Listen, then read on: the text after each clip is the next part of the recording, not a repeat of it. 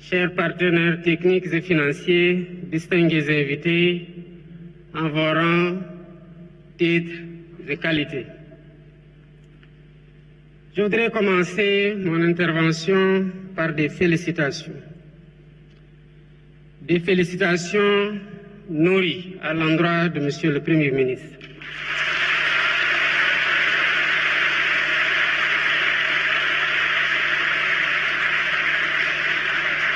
Des félicitations à l'ensemble des membres du gouvernement.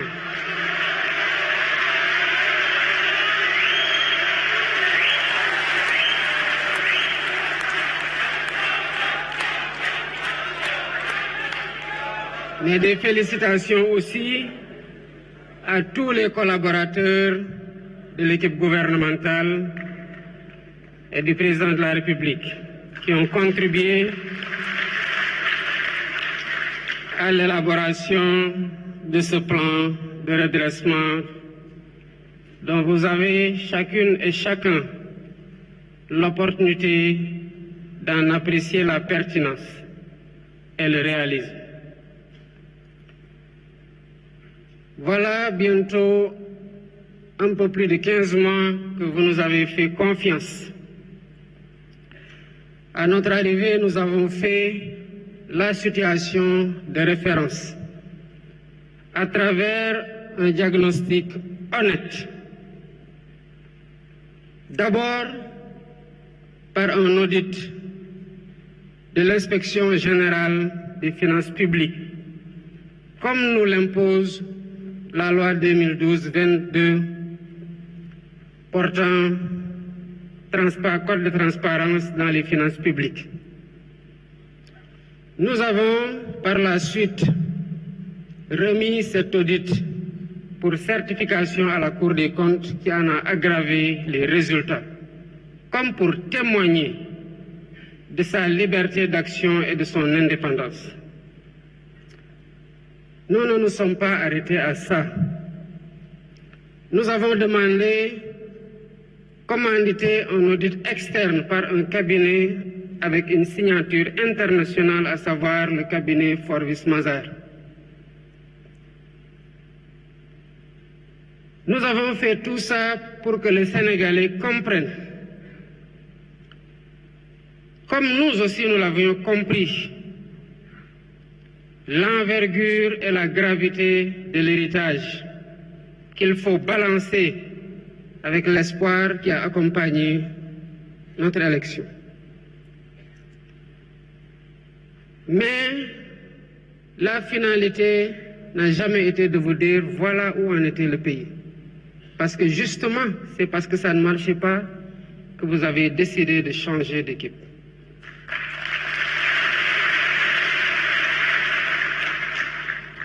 Et nous nous sommes donc attelés à proposer des solutions.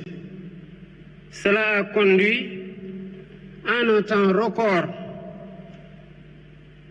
à la présentation de la vision Sénégal 2050, l'agenda national de transformation. Cela a conduit à la confection du master plan, à la sélection d'un portefeuille de 80 projets catalytiques. Mais nous ne pouvions pas nous en tenir à les exprimer, à les concevoir, à les partager. La cadence des réformes a été très bonne et cela rend compte de l'efficacité de l'action gouvernementale et de l'efficience dans la conduite de cette action par le Premier ministre. Pourquoi nous avons fait le choix de la vérité? Parce que nous savons que vous avez élu des hommes véridiques pour les avoir éprouvés.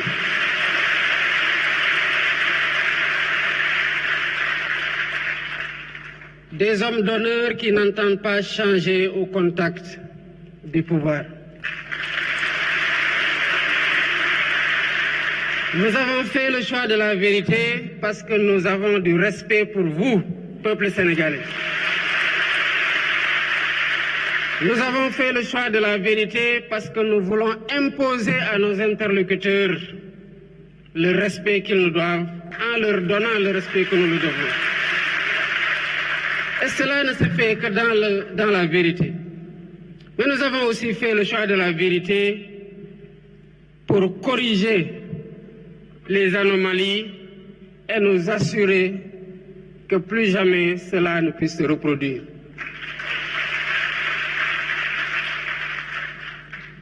Toutes les fois que nous avons discuté avec les partenaires techniques et financiers, ils nous ont posé la même question légitime, certainement que beaucoup d'entre vous se posent.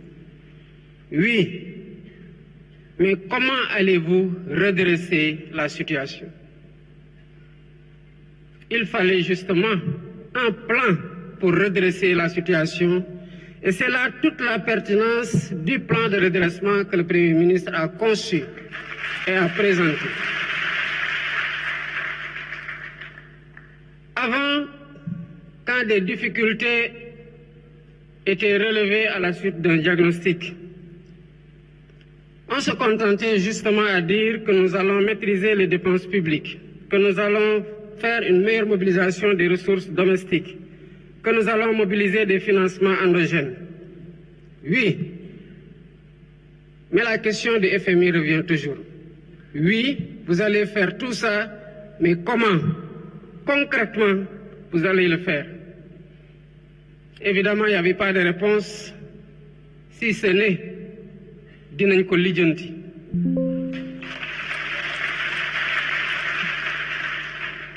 Lijjanti boobu moo waral la dette cachée. Parce que quand on est sûr de ce qu'on doit faire, de ce qu'on veut faire pour apporter des solutions suite à un diagnostic, on doit pouvoir partager clairement les solutions qui sont envisagées. C'est cela aussi faire œuvre de transparence. Et c'est là la différence avec le plan de redressement que le Premier ministre vient de vous présenter. Toute l'ingéniosité du plan réside dans le chiffrage ligne par ligne de ce qui va être fait et qui constitue en agrégé le montant de 5 677 milliards en hypothèse basse et décliné annuellement dans les rythmes de mobilisation. C'est cela que le FMI attendait comme réponse. C'est cela que le peuple sénégalais attendait comme réponse. Et c'est cela que nous vous donnons aujourd'hui comme réponse.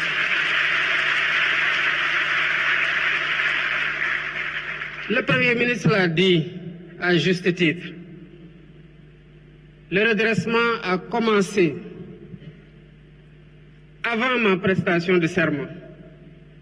Quand lors de ma visite au Palais de la République, m'entretenant avec mon prédécesseur, je lui ai dit que j'ai appris que vous êtes sur le point de signer une convention, une concession sur les chantiers navals de Dakar qui n'a pas été négociée dans les meilleurs termes.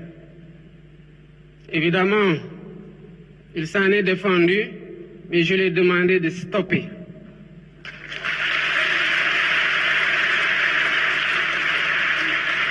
Et nous avons relancé un nouvel appel d'offres qui sera bientôt finalisé. Et vous verrez, comme vous l'avez vu dans les renégociations précédentes, quel a été le premier contrat et quel est désormais ce que nous avons signé. Le redressement a commencé aussi avec la réactivation du Comité national de la dette publique. Évidemment, tout le monde se pose la question de savoir, mais comment cela a-t-il pu arriver sans que les ressorts de vigilance de l'État ne puissent se déployer? Évidemment, ils ont désactivé tout ce qui aurait pu donner l'alerte pour qu'on puisse freiner ou faire freiner des quatre fers. Aujourd'hui, quel que soit le marché qui est attendu, l'avis du Comité national de dette publique est systématiquement requis, ce qui permet au Trésor d'avoir une visibilité sur l'endettement. Mesdames, Messieurs, le redressement a commencé et se poursuit. Cette semaine, j'ai convoqué une session extraordinaire de l'Assemblée nationale pour le vote de 4 lois sur la transparence.